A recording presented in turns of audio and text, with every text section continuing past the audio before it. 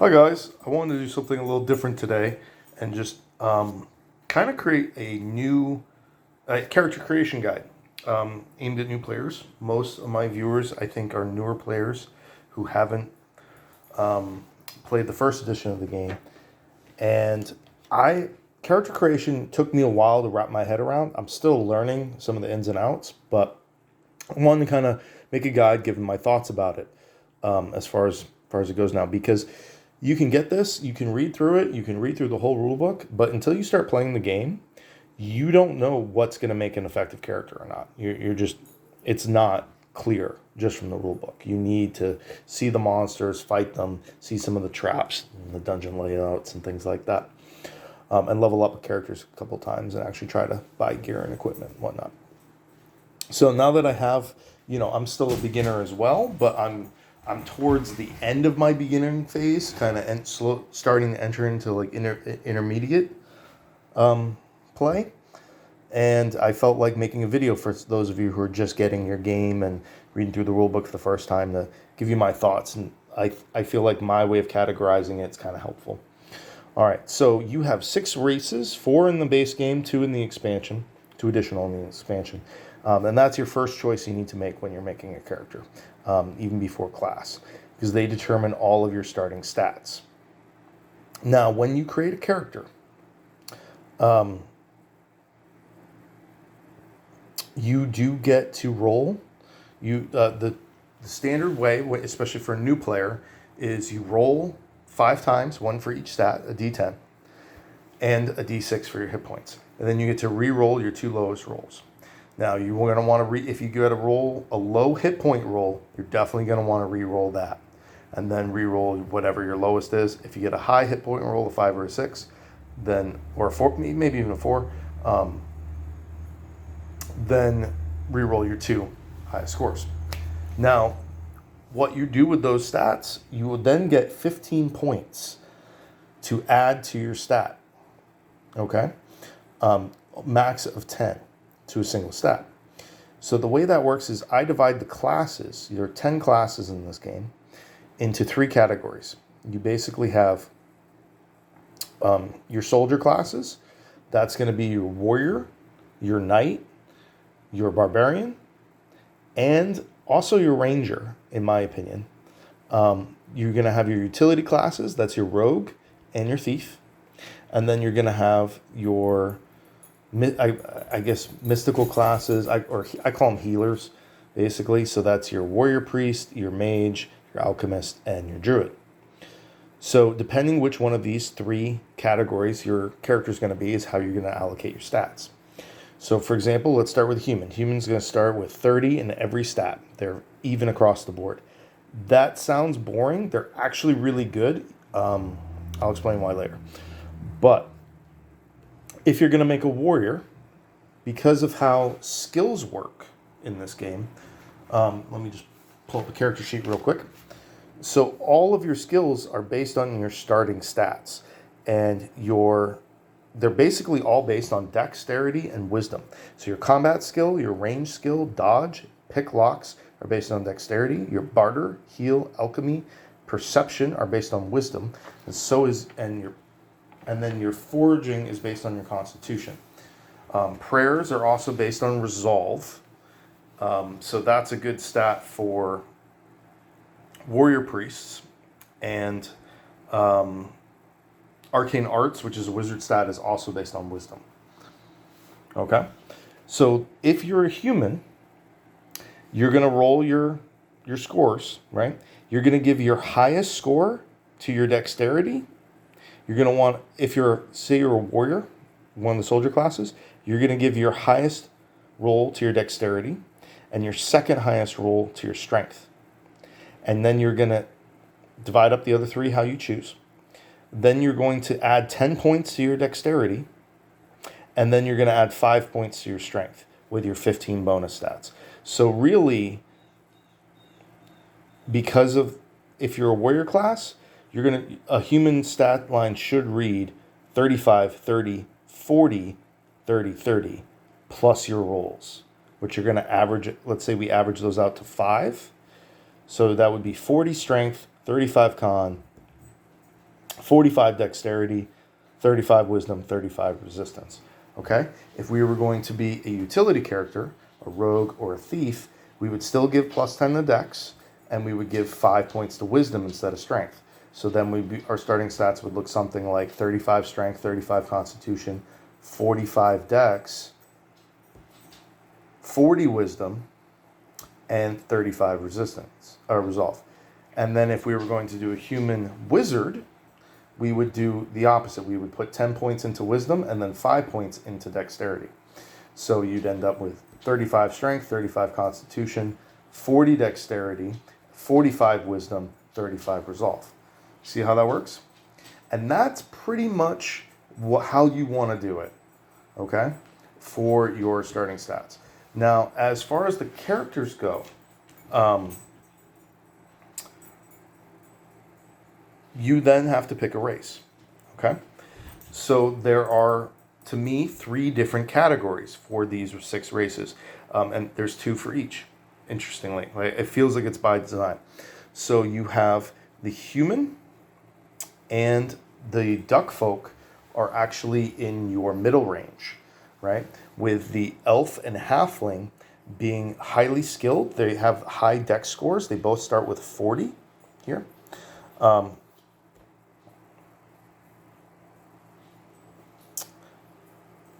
I don't know if I want to go on that topic yet. So, yeah, so the elf and halfling are going to be your weaker, higher dexterity characters, okay? The duck folk and the human are going to be your middle ground characters, and then the half ogre and the dwarf are going to have low dexterity and lower wisdom. So they're actually going to have... So this is one of the interesting things, because everything is a skill check in this game. Not everybody starts with the same...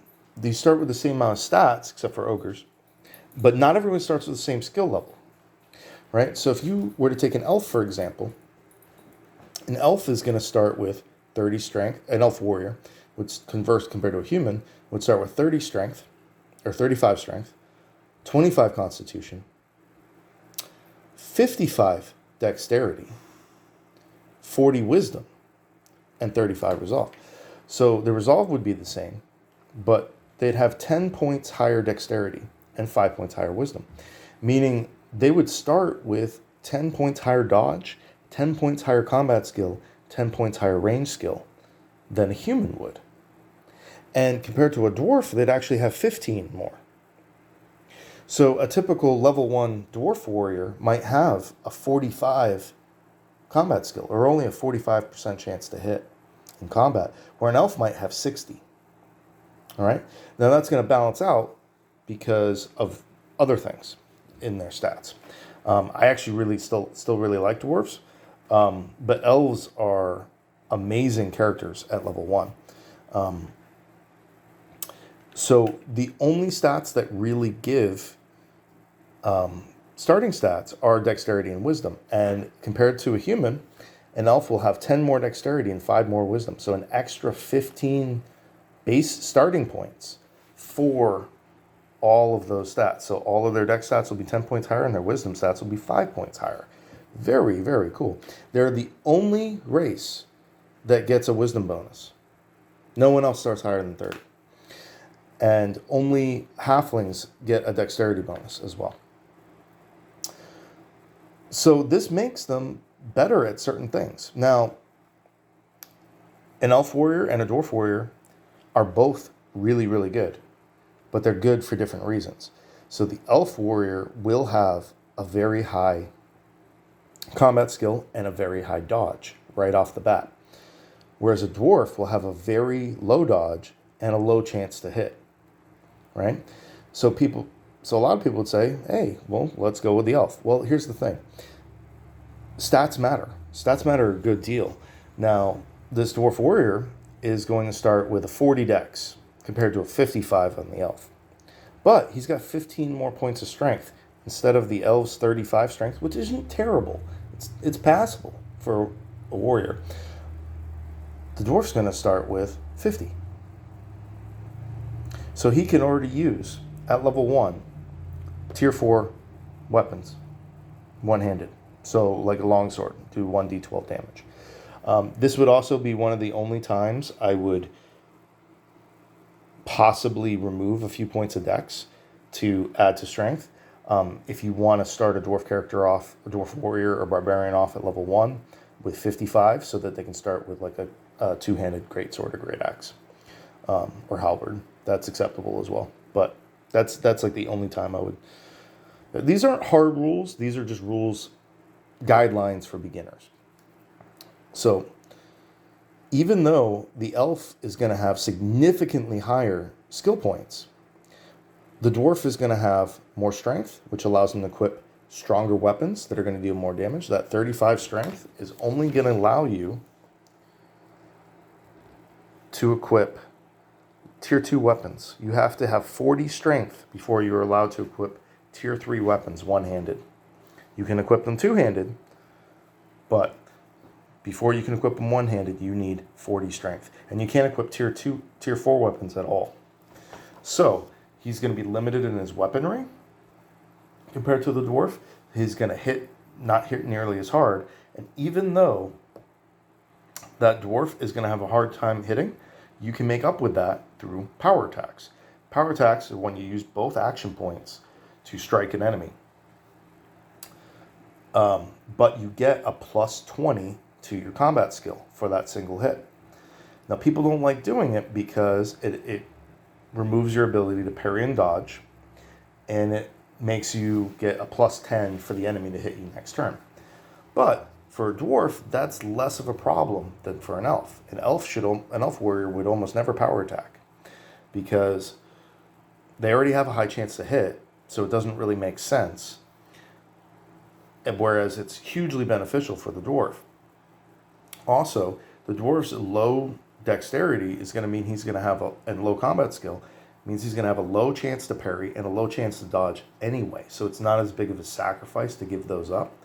And he's got 2 higher hit points than the elf starting out, which is a full level of hit points. 2 hit points is not insignificant. So even if he does get hit, he's going to have more hit points to absorb it, but also because of his strength, that also allows him to equip heavier armor. As long as you're playing with the encumbrance rule, strength equals the vast majority of your encumbrance is going to be taken up by your weapon and your armor. So if you're using a two-handed weapon, those all weigh 20. Tier 4 weapons typically weigh 10, but your armor is going to make up the most of it for anything else. So a dwarf warrior is going to get into plate armor a lot earlier than an elf warrior is. Unless you can you can make up for that. There's perks, there's backpacks and things like that. But in the early game, for sure, you're going to have an easier time getting full leather, or padded armor with mail stacked up on a dwarf. Whereas an elf, he's probably going to stick to leather for quite a while. Or maybe mail or something just by itself for a warrior. Now, that said, elves make amazing rogues and thieves, right? They make amazing everything, actually, because of their dexterity and their wisdom. They're great mages. They're great. I'm using a war priest right now. He's amazing. They're really good at everything. But that strength really hampers them. So if you're going to put them on, they're not great frontline warriors. Their constitution's low. So here's the thing. Dex and wisdom are amazing for character creation, for starting with your starting skills. However, they're basically useless in combat as statistics.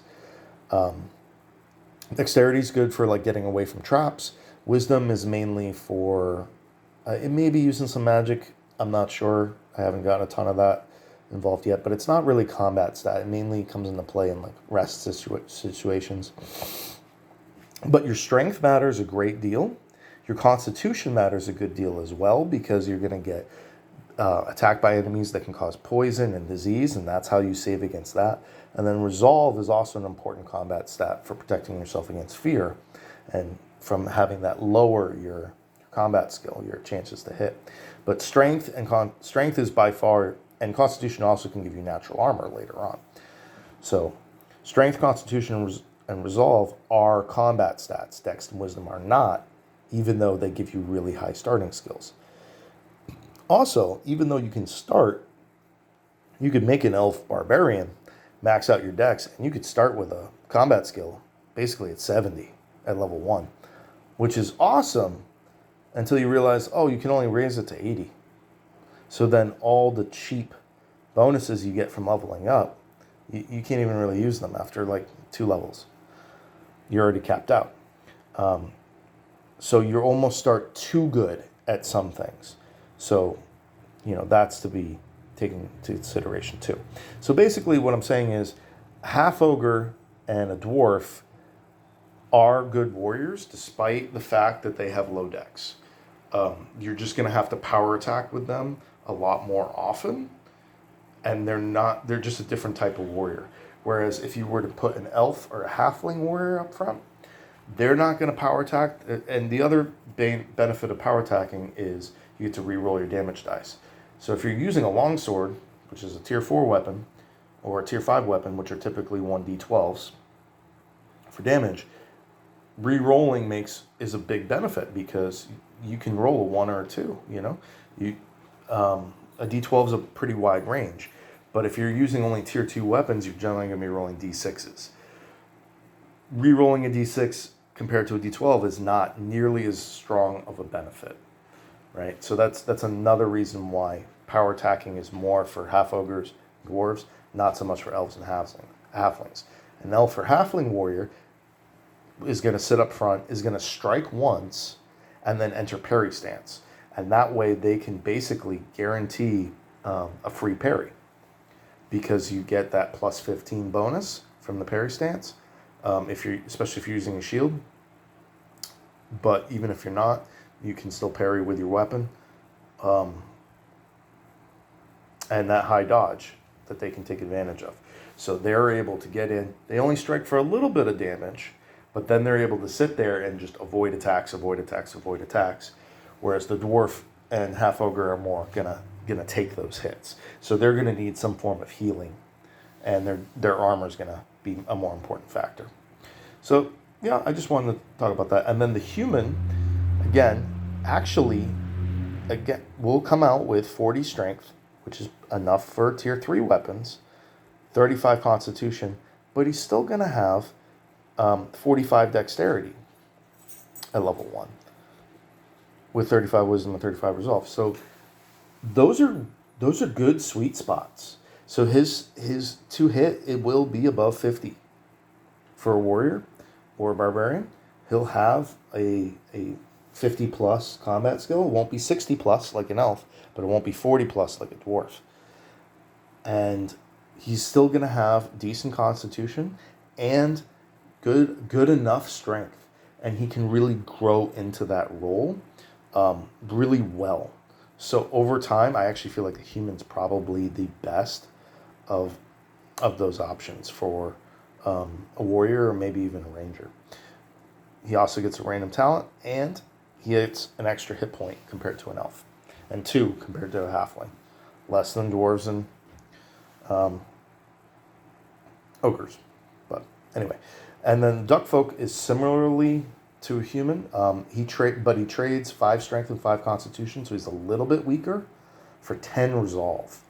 So that 10 resolve actually makes them really good priests.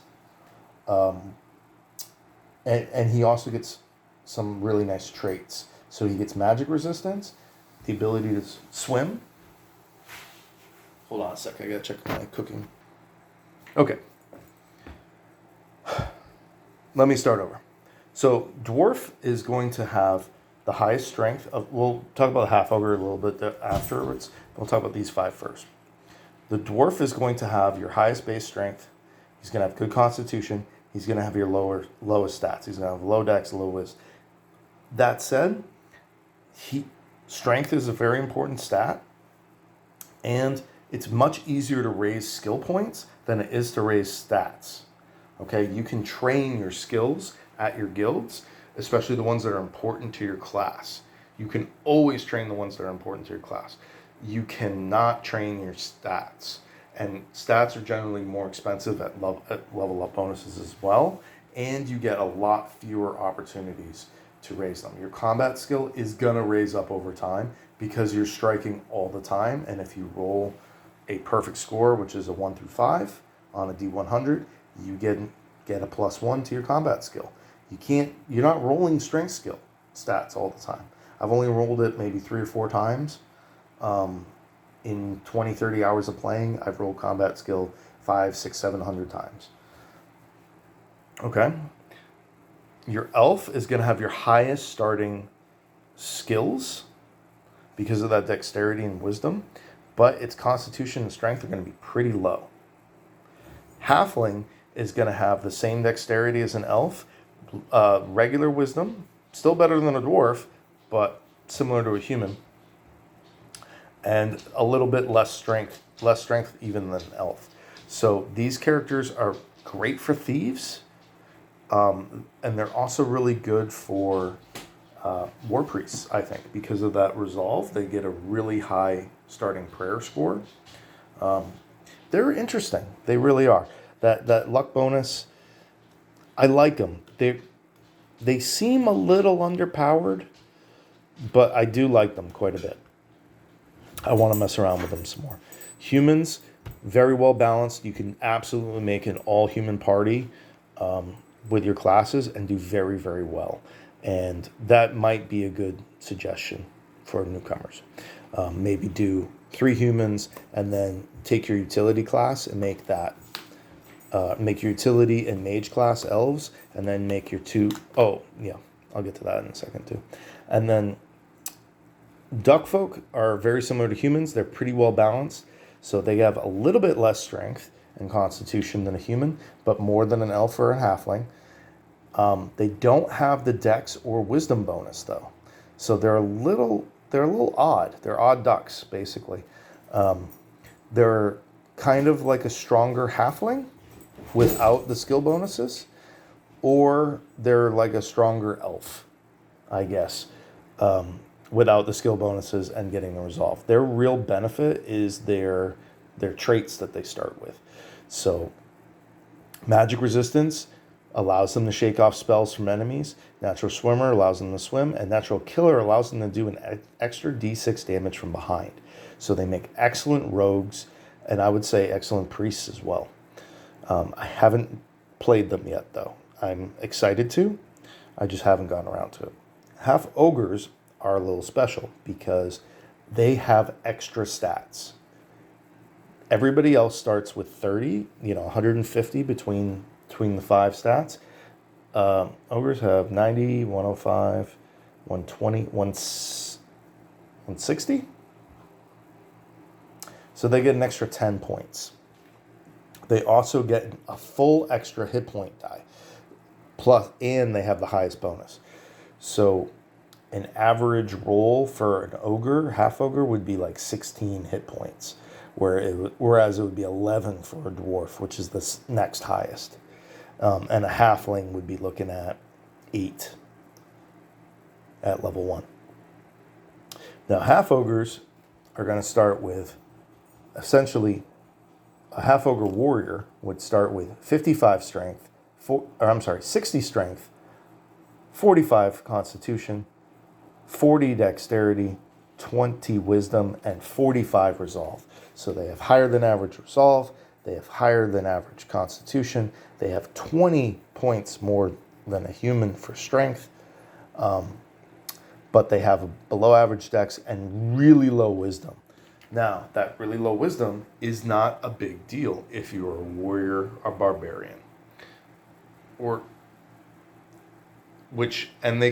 limited to 3 classes. They can only be warriors, barbarians, and rogues. Rogues, I'm playing all 3 of them right now. Here they are, actually. My ogre warrior barbarian. I got my 3 stooges. My ogre warrior right here. Ogre barbarian. My ogre rogue. And then I have a elven war priest. So he's like the manager of the 3 stooges. And they're super powerful, super fun group. Highly recommend it. But they got some limitations. In combat, you have to roll a d6 every turn, and on a 6, they lose their full turn. So their dex isn't horrible. Their wisdom is. but they have the 3 combat stats of strength, constitution, and resolve. So this is the only one where I would deviate a little bit and probably give that 10 to dex and then 5 to constitution, so that you could start with natural armor while also having, because you're already going to have 55 strength, which is enough for your first point of damage bonus and to use 2-handed weapons. So yeah, so if you want a character that's going to have lower skills but better combat stats, you go for a dwarf, you go to a half ogre. If you don't care about combat stats as much and you want high skills, you're going to want to go elf or halfling. And if you want to go kind of in between, you want to go human or duck folk. Duck folk seem underpowered based on their stats, but they have those 3 traits, and magic resistance and natural killer are by far the 2 best traits out of anyone anything starts with. So if you have a specific character build for them, they can be really, really good. I'm super excited to try out a rogue with him, or maybe even a thief. I think that could be incredibly powerful to be able, because rogues already have a backstabbing ability that ignores all armor from behind. So, for example, my rogue has that, and then also has Shadow Walker, which allows him to ignore enemy zone of control. So you can make a duck folk rogue by level 4 that can ignore enemies' zone of control for movement. He can move behind him, gets a plus 20 bonus to hit, gets to ignore all natural armor, and gets an additional d6 damage. So that could be a really cool little backstabber guy. Okay, so that's the basics on stats. Okay, now you can still make, for example, a Dwarven War Priest that would be very effective, right? But the difference between a Dwarven War Priest and an Elven War Priest is it's going to have 10 points less wisdom and 15 points less dexterity. So he's not going to be able to dodge well, he's not going to be able to hit well, and he's not going to be able to have a high heal score, because that's a wisdom ability or perception. And his prayer score is going to be the same. You don't even get a bonus for that. So dwarves are not natural war priests. A halfling probably makes a better war priest than a dwarf at level 1. You can make a dwarven war priest that will be really good, but it's going to take time and levels before he starts to really shine. Now, to go into the classes, I want to explain a few things, because they don't work the way you think they do, right? So let's start with the warrior classes. The soldier classes, as I was saying. And I do think that there is an ideal setup, which is 2 warrior classes, 1 utility, 1 healer. You can vary from that later on, and there is a lot of ability to take a character in a different direction. For example, you can take a rogue and turn him into kind of a soldier class. But I'm not going to worry about that for now. That's not for beginners. That's not for first timers, right? So, okay. So warrior class is going to start with disciplined, which is going to help boost his resolve and the resolve of everyone else in your party. He gets abilities that helps you solve fear and kind of helps your morale. Mighty Blow, he also starts with Mighty Blow or Braveheart. Braveheart helps his ability to help pass fear tests as well, which is, it's great to have, and there's another ability you can follow up with that makes him immune to fear tests. Mighty Blow allows him to do an extra point of damage. Now he's going to start with bonuses both to combat skill and range skill, with negatives to pick, lock, barter, heal, alchemy, perception, foraging. So here's the thing. If you are, most people think only rangers can forage. That's not true. If you are a warrior, for example, you get to pick plus 10. Everybody gets to pick plus 10 to one of these skills that are negative. Now you can go with barter if you have a decent wisdom score, or heal. Heal actually makes a lot of sense for a warrior. So even a dwarf would start with 25, 30 in your heal skill if you chose this option. That's pretty good. An elven warrior would start with even more. You can also do perception to help you avoid traps, which is not a bad idea because I often use warriors to open doors. Because if it is locked and trapped, I want my rogue or my thief to be able to actually have the action points to do something about it. But if you pick a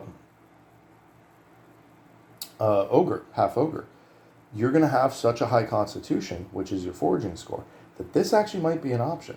You put plus 10 here, and you'd only have -5, so 5 less than whatever your constitution score is, to your foraging ability.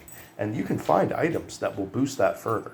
So you can get a pretty decent, 40, 50 before item foraging score without having to use a ranger. So don't feel like they're absolutely necessary. Now, the other things, people don't pay attention to the equipment. The equipment are not the same. Different classes get different equipment, and they're not balanced. Some classes get better gear starting out than others. So a warrior, for example, gets a small backpack, a leather jacket, which covers arms and chest, and a weapon of choice, right? That's important. The weapon of choice, the only characters that get that are warriors, barbarians, and war priests. So that's an example where having a high strength at character creation can be really useful. I did that with my half ogres, and I had them start with a great sword and a great axe. Those are hard to find, and they're kind of expensive. Couple $100 a piece. So I was able to start with really powerful weapons right off the bat at level 1 because of that. So highly recommend warrior. I think every beginning party should have one. Then pick whoever else you want. The knight is also a soldier class. He gets plus 10 to combat skill, same as a warrior, but he's even more melee focused. So a knight cannot use ranged attacks at all.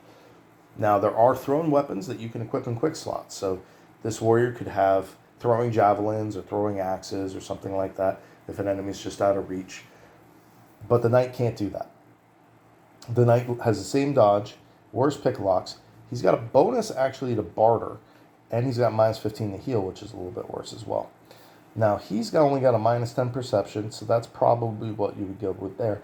But interestingly, he's actually got a -20 on alchemy. So depending on who you made as a knight, you could even have an elven knight potentially have a decent alchemy score if you were to put 10 points into there. Alchemy is not restricted only to alchemists, but you do have to have an alchemy skill, and you have to have an alchemist toolkit. But it's generally not for warrior classes. You probably want to put it in heal. Heal or perception would be the option there.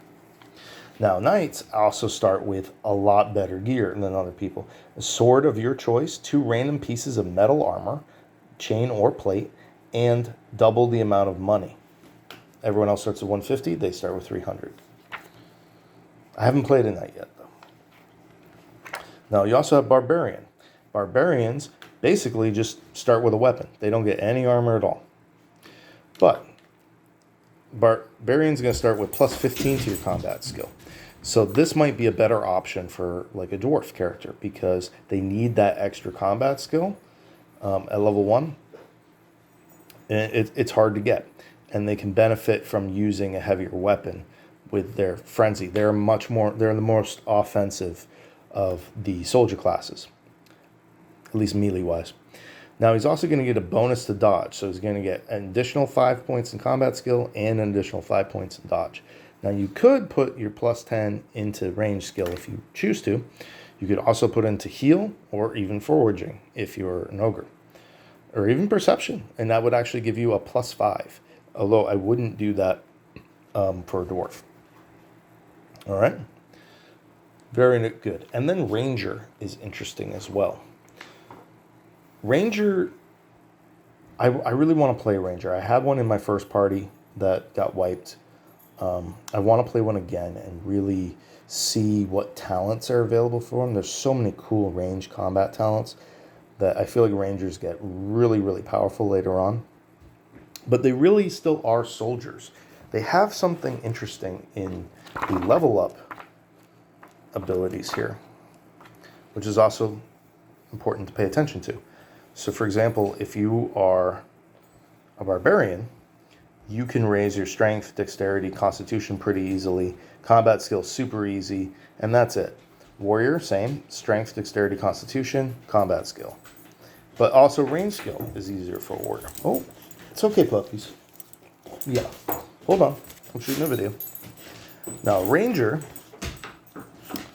can raise his range skill really easily. Not their combat skill, though. They can also raise their heal and foraging, but their constitution is a 1. They have the cheapest constitution raise in the game. I'm going to pause for 1 second. Okay, sorry about that. So, I don't know if you can see this chart very, very well, but essentially, you're only going to want to raise things that are 1 or 2 cost. You get 15 points every level to pick things from these, and these are how much they cost for 1 point. So as far as hit points, you're only going to want to do that with barbarians and warriors, where it costs 5 for 1 hit point. Everyone else, it's not very cost effective, but 2s and 1s. So barbarians are going to want strength, dex, and constitution, and combat skill are easy for them to raise leveling up. Warriors, strength, dex, constitution, combat skill, and range skill are easy for them leveling up. Rangers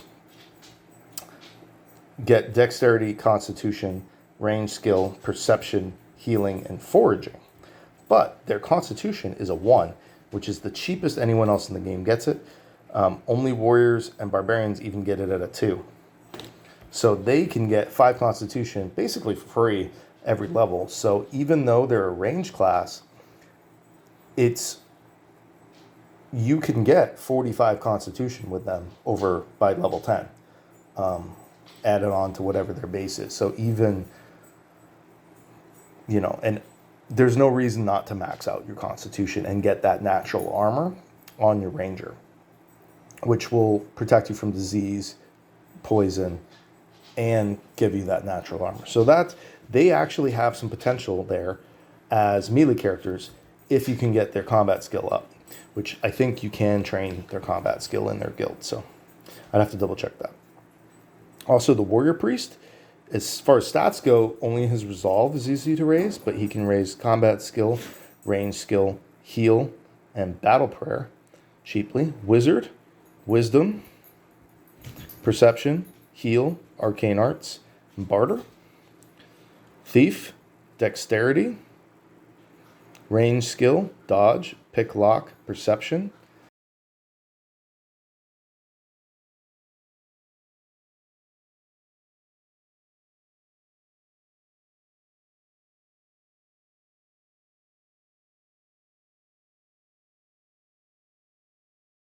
Gets wisdom at 2, perception, and alchemy. So alchemy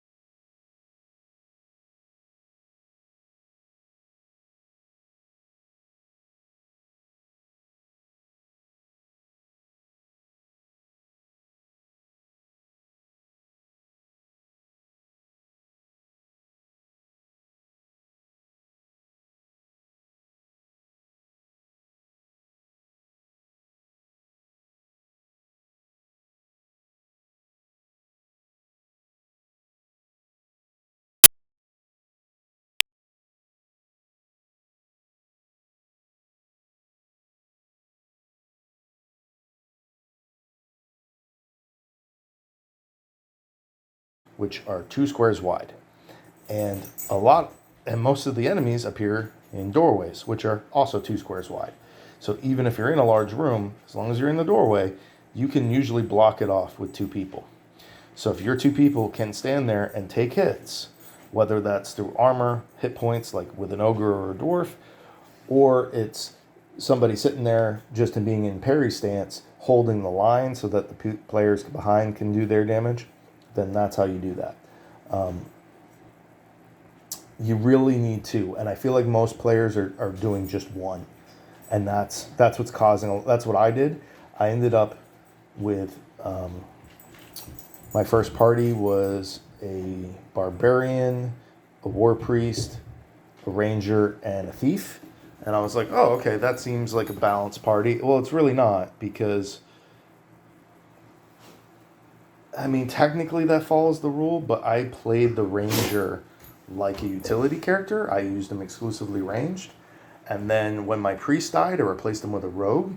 So I effectively had a barbarian, which is not a very defensive soldier class. And I had 3 utility characters essentially on top of that, because I was playing my ranger as a utility character. I was trying to play my rogue as a soldier, but it just didn't work out. Right? Be good, and you'll get a special treat. All right. Now, rogues are really interesting. They're one of my favorite classes, and they're very under appreciated, I feel like. So rogue has interesting. So backstabber and streetwise. Backstabber allows him to ignore all armor, natural armor, from attacking from behind. Streetwise allows him to get a +1 or -1 on his availability roll, so equipment's more easily available to purchase. He starts with a small backpack like everybody does, but he also starts with a medium backpack. So he can actually carry more gear at level 1 than anybody else. Most people pick a rapier as far as weapon, and he has padded jacket, which again covers chest and arms, as well as lockpicks. Now, you look at his stat lines, 0, 0, 0, 0, +5, -10, -25, 0, 0. So as long as you put your +10 on the heal, the only negative stat you're getting is alchemy. You're starting with your stat line for combat skill, range skill, dodge, pick lock, barter, heal, perception, foraging. None of them have a negative, right? That's why elven rogues, I feel like, are awesome. You could also do a halfling rogue, would be decent as well, but you're definitely going to want, because their level ups are hard on their stats,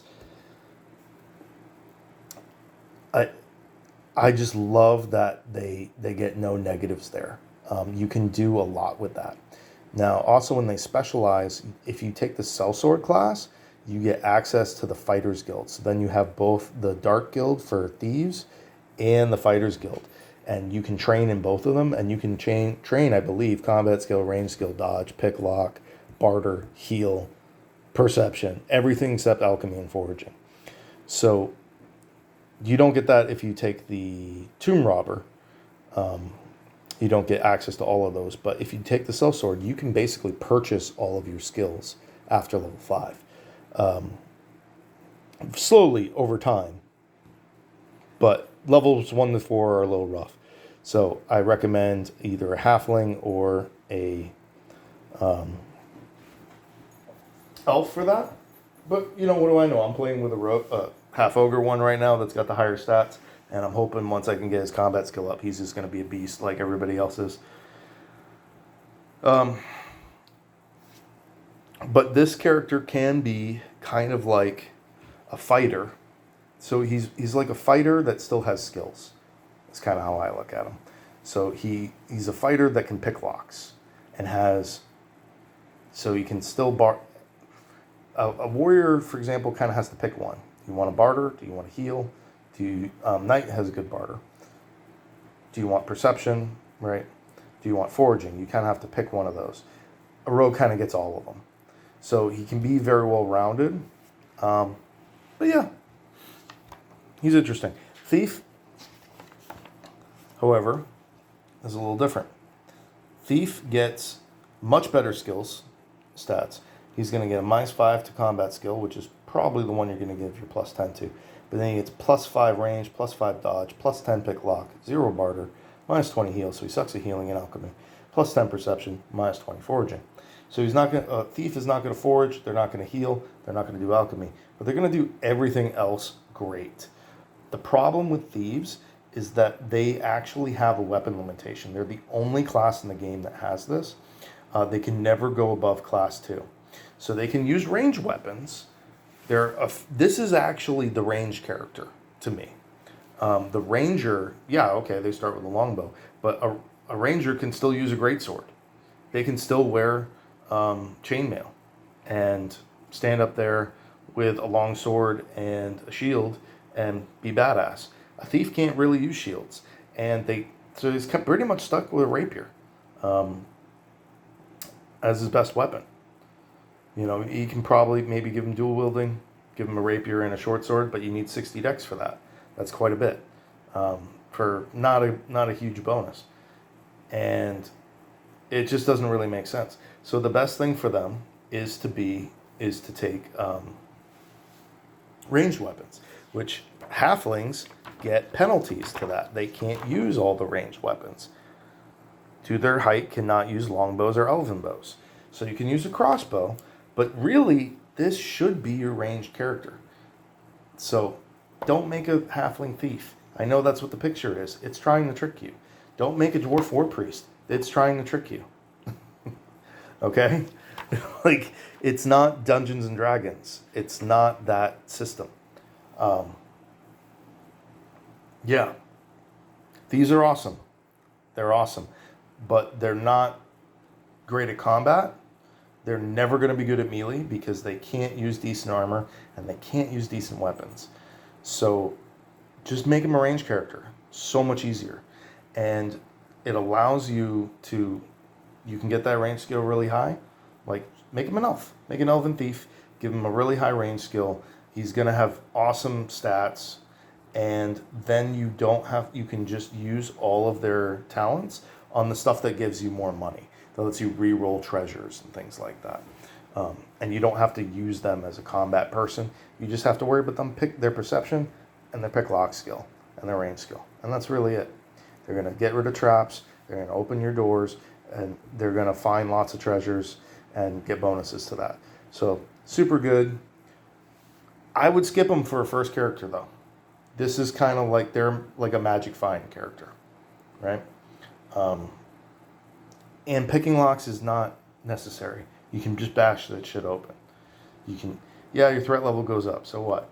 But you can just kick that door down. You can just bash open that chest. It's not a big deal. You're not required to have a thief. So I would go with a rogue, or ranger is kind of a utility character as well because of observant and some of their other abilities. They negate ambushes. An elven ranger would have perfect hearing as well. So, and the foraging, and they have with their specializations, if, for example, you take an alchemist as your healer class, I'd probably take a ranger because you're going to get that bonus to foraging, which is going to help alchemists find their ingredients that they need. And you can just wander all over the world map getting whatever you need. All right? So that's it for the warrior and utility classes. Now, war priest is going to be your most melee focused of the 4 mystical classes. So it kind of goes in order. You're going to have warrior priest is going to be the most melee focused, then druid, then alchemist, then wizard, depending how you build your wizard and then your alchemist. Alchemist actually is pretty ranged. So I take that back. Warrior priest, melee, druid second most, wizard third most, alchemist is your ranged. Similarly, the soldier class, knight is your most melee focused, then barbarian, then warrior, and then ranger. It's weird to say warrior is the third most melee focused, but that's how the stats work out. And you got to remember that equipment is never class based, except for tiers. So your warrior priest can use every weapon in the game, and he can use every armor in the game. He has no restrictions. There's no reason why your war priest cannot be using battle axes, cannot be using halberds or spears or great swords or even ranged weapons. You can give him a crossbow. You can give him a longbow and turn him into an archer. It's up to you. To me, he's kind of like a warrior. He's going to get a +5 combat skill, -5 ranged. You could put your +10 there, though. -5 dodge, you could also put it there. Pick locks, barter, you can put it there if you want, if he has a really high whiz score. like Elfin one. Heal, +5, great. Perception -10. Alchemy -15. Foraging -20. These are all good options except for Pick Lock and Foraging. I actually made an Elven Priest, and I took Alchemy. I only got a -5. And because my Elf had his Wiz score with his highest score,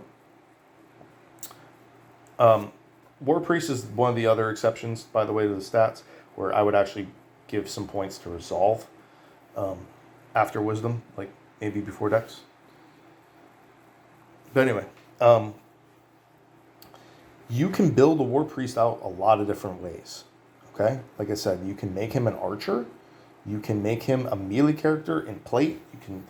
Dwarven War Priest, probably not the best idea for a new player. But you can have a War Priest in full plate, shield, axe, going at it, high dodge, high combat skill, whatever. But and he can stand right on the front lines with your warrior, and he's basically making him a warrior that has prayers, that has buffs and heals. There's nothing wrong with that. And his abilities tend to be adjacent, so you can pray to...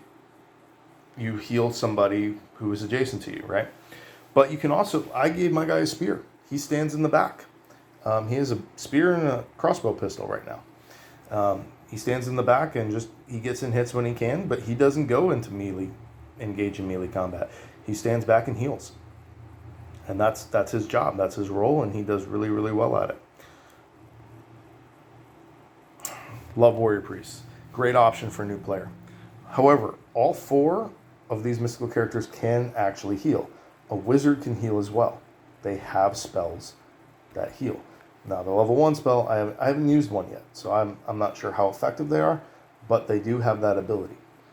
Now, a wizard's going to have -5 combat skill, -10 ranged, -10 dodge, -20 pick locks, +5 barter, -5 heal, -20 alchemy, -10 perception, +10 arcane art, -20 foraging. So you have options here as well. You can also do -10 on the alchemy. You're going to have a high wisdom because that's your mana pool. So 10 lower than that, that's an acceptable alchemy score so that you can brew potions. Heal is also a good option, especially if you're going to make him your healer. So he's going to have a really high wisdom score, make an elven wizard maybe. You're going to give him that +10, you're going to give it that highest roll, so you might even have a 55 wisdom potentially, and you put the +10 there, boom, you're starting with a 60 heal. So that's your ability to bandage people up plus whatever the level 1 healing spell is, and you can do a passable job.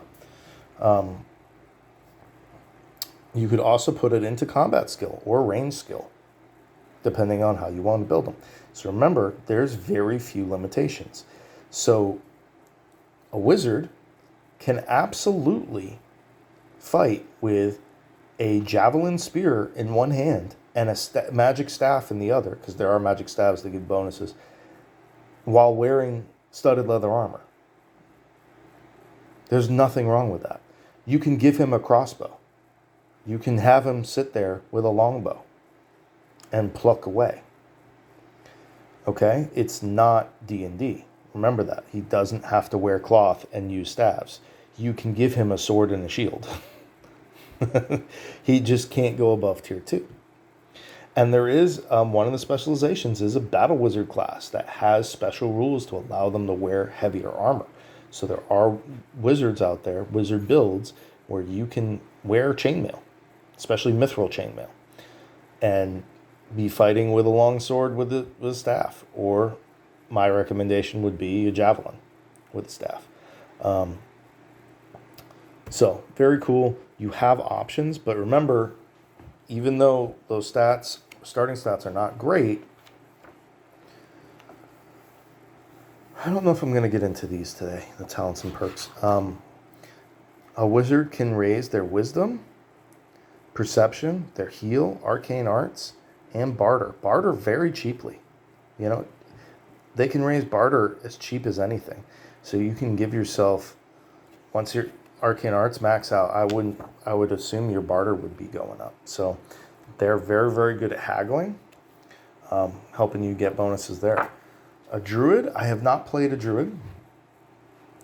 They similarly have a tier 2 armor restriction, same as the wizard, right? But again, no weapon restrictions. And the thing that's really cool about druids is because of shapeshifting, they get the ability to turn into different creatures, and some of those creatures are very, very good at melee. I think their highest level, they can become giant scorpions or werewolves, and there's other things that can regenerate hit points. They can do very well in melee. So this might be an option for you if you're looking to have a character, if you're dead set on only having one melee character, make it a very tanky character that can parry very easily, and then have something like a druid. If you wanted to have like a druid and a rogue and a wizard, you can get away maybe with something like that, or maybe a druid, a ranger, and a rogue. Because a rogue can melee a little bit, ranger can melee a little bit, druid can melee a little bit. They're not useless in that fight, even though they're probably not built that way. So you're going to get a -5 combat skill, 0 range, but the -5 can become a +5. Dodge -10, pick locks -20, heal +5, barter 0, alchemy 0. So that's the best score outside of an alchemist. Perception -5, arcane art +5, foraging 0. So they also have very, very good starting stats. And I actually don't know how their level ups were. Let's see. Let's look at druids and knights. So these guys are really cool. They have shapeshifting, they have some spells, they have good skills. So this is, to me, like if you want to play a mystical character with good skills, is what it seems like. Because you're going to just max out your wisdom. Even their foraging skills decent. They're not bad at anything. I haven't looked into their spells to really see what they're good at. But I know one of their specializations is to become a monk. And a monk gets all these special abilities to fight unarmed. Barehanded, kicks and feints and things like that. So druids can absolutely become a melee character. But not at level 1. Alright, let's see. Druid. Druid's stats are hard to raise, but it can raise perception, heal very easily, and arcane arts, as well as alchemy. So, not bad. Good alternative to Alchemist. Knight gets strength, resolve, combat skill, barter, and hit points. Not too bad. So these over here also list the talents. So you get different talents as you level up. For example, a druid will get, looks like 3 mental, 3 common, 1 alchemist, 2 combat as they level up. And then you get to pick talents from those trees when you level up. The knight, however, gets 3 combat, 2 mental, 1 common, 2 physical, so there was no physical at all for the druid. Is that right? 3 mental. That's a lot. So the mental ones are typically like ignore fear and terror and things like that. Common ones are pretty cool. Combat, obviously, are combat. Physical are stats, so you can raise your stats or your encumbrance and things like that. And then you get different perks. So common, leader, alchemist, combat, combat, leader, common, combat, leader. So he gets 2 leader perks. The only other characters they actually both get leaders, which is interesting. Normally, only the wizard and the warrior get leader perks. And the last one is the alchemist. I have not shown alchemist. So alchemist gets resistance to poison, which is interesting to start. They get a lot of good starting gear. They get alchemist tools, alchemist belt, so they can actually hold 9 items in their quick slots. Short sword, 3 potions, which I would choose healing potions most likely. Bag with random ingredients. freely chosen recipe for a weak potion. They may go up to tier 3 armor, not tier 2. So they may wear chainmail. Their combat skill is -5, range skill is -5, dodge -10, pick locks -20, barter, heal, alchemy +10, perception -10, foraging -20. So compared to like a druid, these starting stats are garbage, except for alchemy, healing. I'm actually not sure why they're so great. Because anybody can use alchemy. That's interesting. I don't know why you would pick them over like a wizard or a druid. They get to have tier 3 armor.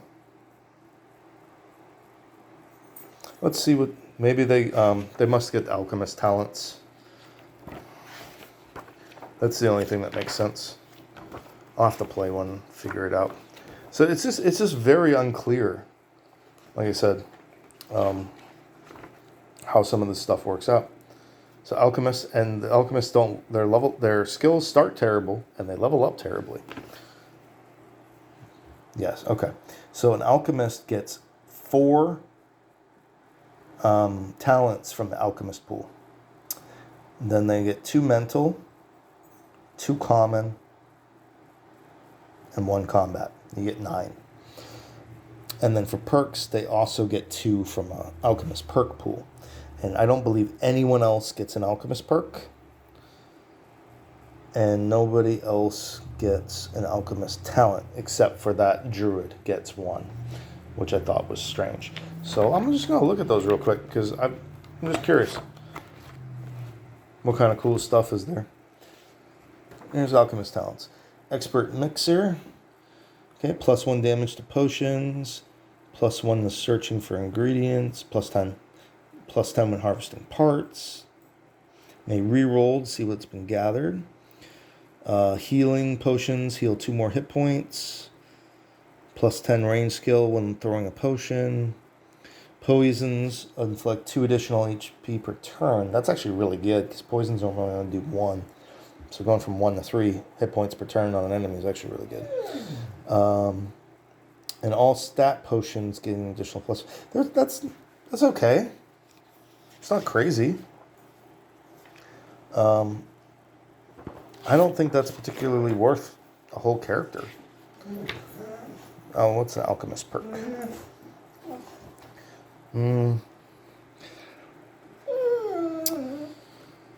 Better chance for exquisite ingredients. Better identify potions. Better healing potion when you... Yeah.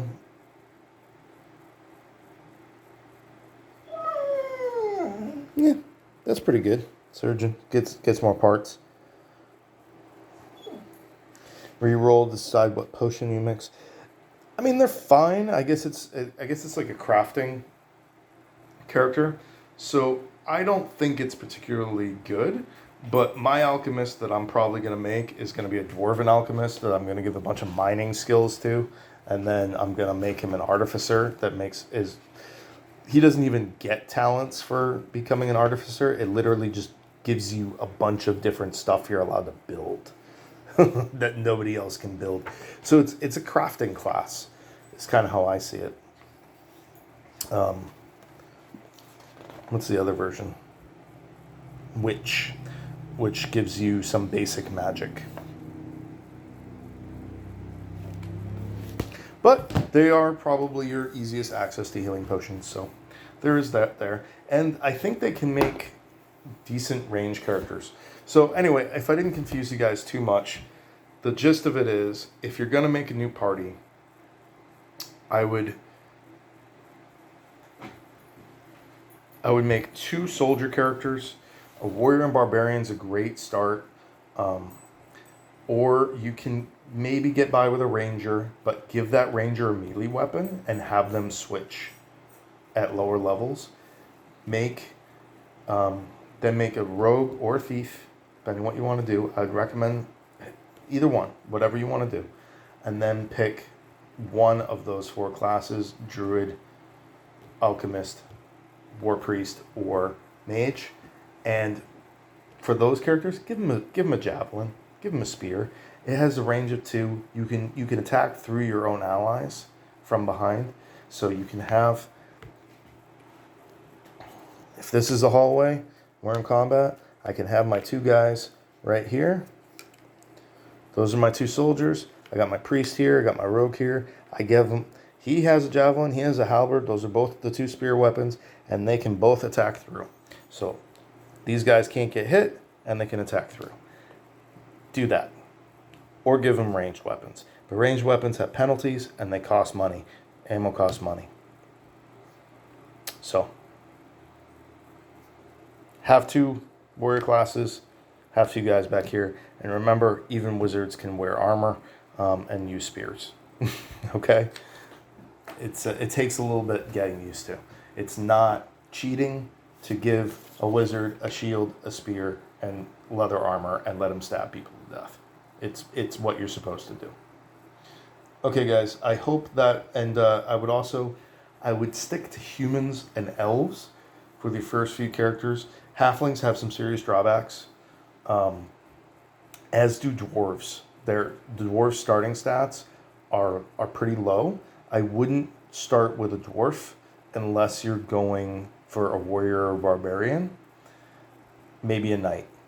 Anything else, if that's fine if you want your prime soldier class to be a dwarf, but have everybody else be elves or humans for your first party. I really wouldn't go with halflings until,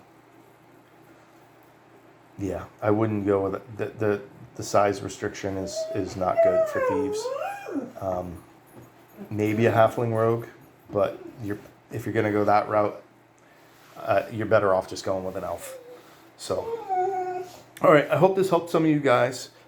This game, League of Dungeoneers, is very complicated. There's a lot to it. Forgotten Prophet expansion. I love it. It's amazing. I hope you can fall in love with it too. But yeah, love you guys. You're the best.